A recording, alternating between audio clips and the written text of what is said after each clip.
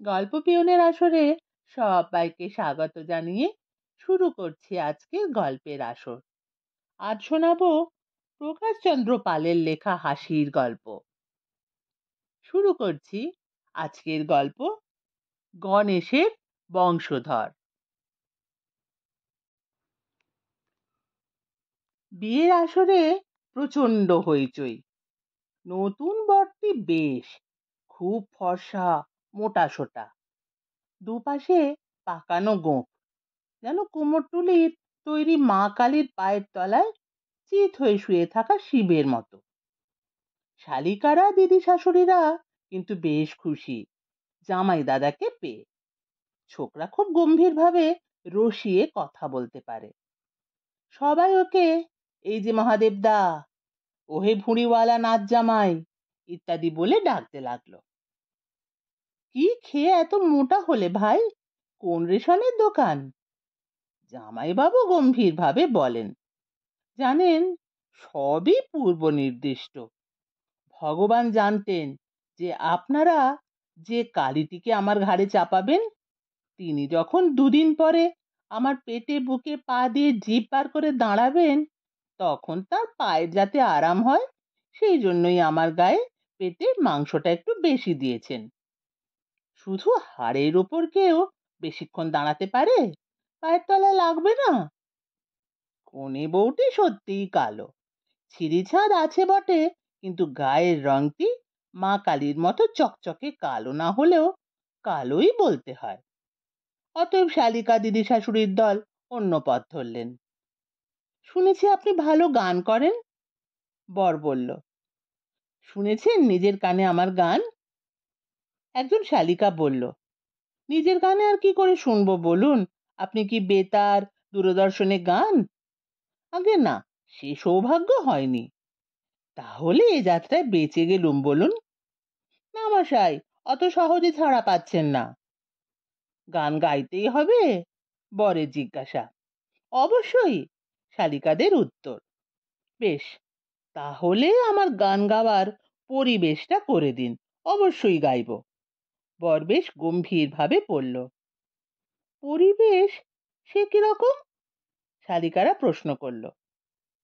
আমরা হচ্ছি গণেশের বংশধর কিনা, আমাদের গান গাইবার জন্য একটু স্পেশাল পরিবেশ লাগে।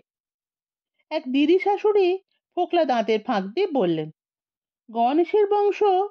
তোমাদের কুলজিতে যেসব 14 পুরুষের নাম দিয়েছিলে, তাতে কোনো গণেশের নাম তো দেখিনি।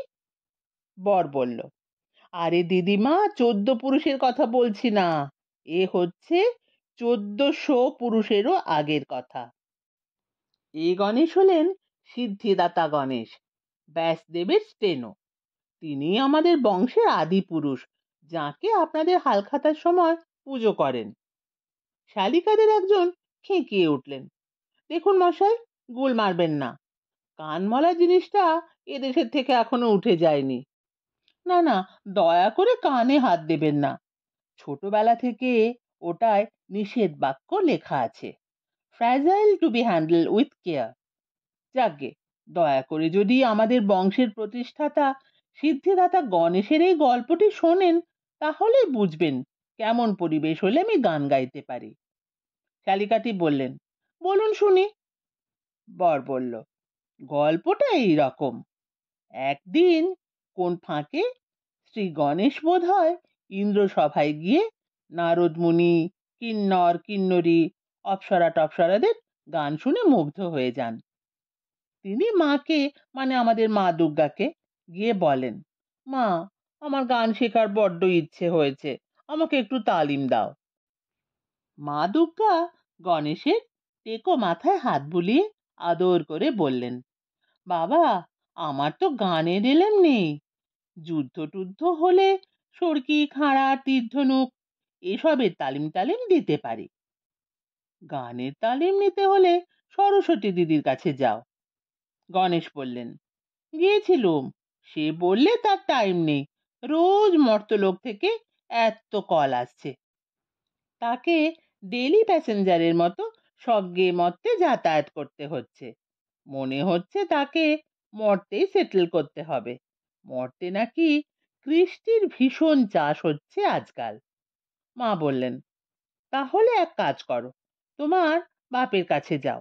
গণেশ বললেন, বাবা, তিনি তো গাঁজা ভাং সিদ্ধি এসবের স্পেশালিস্ট, তিনি গানের তালিম দেবেন? মা দুর্গা বললেন, পাগলা, তুই জানিস না, তোর বাপ মহাদেবী হচ্ছে সঙ্গীতের স্রষ্টা, সব রাগরাগিনী তাঁরই সৃষ্টি। তাই শুনে গণেশ তো মহা আনন্দে বাবার কাছে হাজির, তানপুরা সুর ভুঁড়ি নিয়ে লটর পটর করতে করতে। বেলা 4টে হবে। মহাদেব তখন বুঁদ হয়ে ভোম ভোলানাথ হয়ে আছেন। গণেশের ডাক শুনে চেঁচিয়ে উঠলেন, এলি তো জ্বালাতে, সবে সমাধিতে এসেছিল, কি চাই? হ্যাঁ, আগে আমার গান শেখার বাসনা হয়েছে, মা বললে তোমার কাছে তালিম নিতে। আমার কাছে কেন? মা বললে তুমি নাকি সব সঙ্গীতের স্রষ্টা। মহাদেব খুব খুশি, দুর্গা আজকাল তাকে কাছে ঘেঁষতে দেন না, বলেন, গাময় গাঁজা চরসের গন্ধ, ভাগ যাও আসে। ম্যাগো, সেই দুর্গা তার গুণের প্রশংসা করেছেন? মহাদেব বললেন, আয় বাপ, শেখাই। বলে মহাদেব গণেশকে রেওয়াজ করার নিয়ম কানুনগুলো যত্ন করে শিখিয়ে দিলেন। বললেন, রোজ 7 ঘন্টা ধরে গলা সাধবি। পরদিন ভোরবেলা যাকে বলে কৈলাসে কেলেঙ্কারি কাণ্ড। গণেশ যেই সা বলে সুর ধরেছেন, মহাদেবের ষাঁড়টা লাফ মেরে নন্দীর ঘাড়ে। নন্দী বাবা গো বলে দৌড়। ভৃঙ্গিও কিছু না বুঝে মেরে ফেললে রে বাবা রে বলে ছুটতে লাগলো। লক্ষ্মী সরস্বতী কার্তিক মা দুর্গা সকলের পিলে চমকে উঠল। এমনকি বাবা মহাদেব গাঁজা ভাং খেয়ে ঘুমন বলে বেলা 12টার আগে তার ঘুম ভাঙে না। তিনি অসময়ে জেগে উঠলেন, হুঙ্কার ছেড়ে বললেন, কোন ব্যাটার ছেলে? কে রে, কে কে? ভোর না হতেই ঘুম ভাঙালে? বলে কোনো মতে বাঘছালটা কোমরে জড়িয়ে বাঁ হাতে খুঁট দুটো মুঠো করে ধরে ডান হাতে ত্রিশূল নিয়ে তেড়ে গেলেন গণেশের দিকে। ব্যাটাকে আজ খুনই করব, এ ফোঁড়ো ফোড়। গণেশ বেগতিক বুঝে দৌড়তে দৌড়তে মায়ের কাছে গিয়ে বললেন, মা বাঁচাও, বাবার অসময়ে ঘুম ভাঙিয়েছি গলা সাধতে গিয়ে, তাই ত্রিশূল নিয়ে তেড়ে আসছে। বলছে ছেলেই হোক আর যেই হোক, আজ রেহাই নেই, শেষ করে দেবো ব্যাটাকে।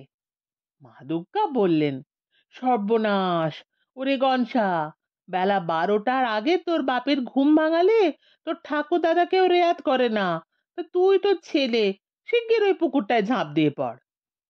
কেন মা? গণেশ জিজ্ঞেস করলেন।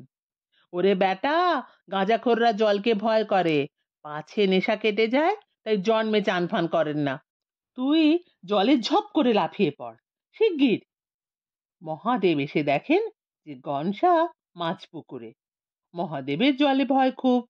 পুকুর পাড়ে দাঁড়িয়ে খুব হম্বিতম্বি করে মহাদেব আবার শুতে গেলেন। একটা কলকে অবশ্য ফাটালেন ফের ঘুমোবার আগে।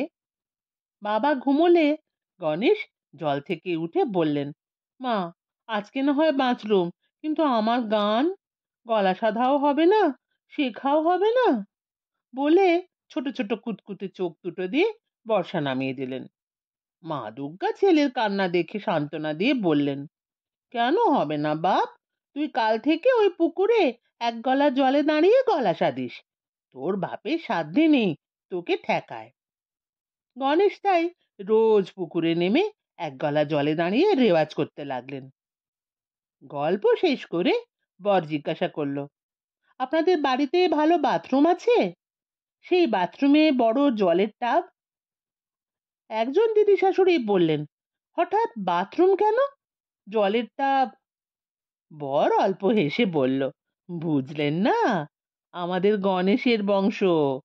সেই গণেশের পর থেকে যে কেউই গান গেয়েছেন এক গলা জলে দাঁড়িয়েই গাইতে হয়েছে তাকে।